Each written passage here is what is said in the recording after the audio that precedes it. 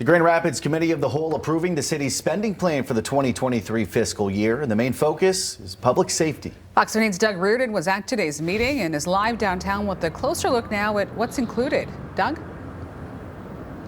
Yeah, good evening to you both. As you mentioned, the Committee of the Whole passed this earlier. Now we're just waiting for that 7 p.m. City Commission meeting for them to give really what is a ceremonial final stamp of approval. We fully expect that they will.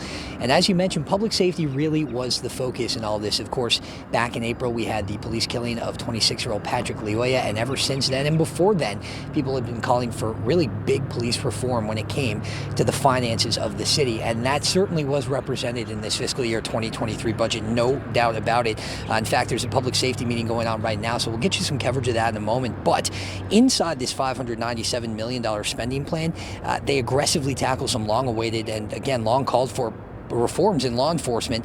Maybe the most notable is the actual dip in GRPD funding. So in 2023, they're going to account for 34.2% of the budget. That is down from 38.6% of the budget last year. Activists had long been calling for their funding to be decreased.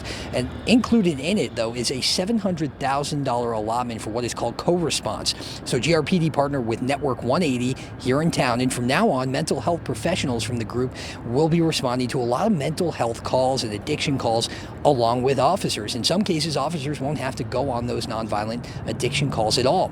Commissioners are hopeful that in addition to funding Cure Violence, the anti-crime program the city is now a part of, that this will show the public they're moving in the right direction.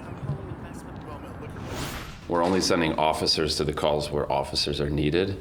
And then we're adding additional supports to those calls that where an officer isn't needed, whether that's mental health, addiction. It's an initial step towards addressing some of the issues, make sure there's more transparency, accountability, and oversight.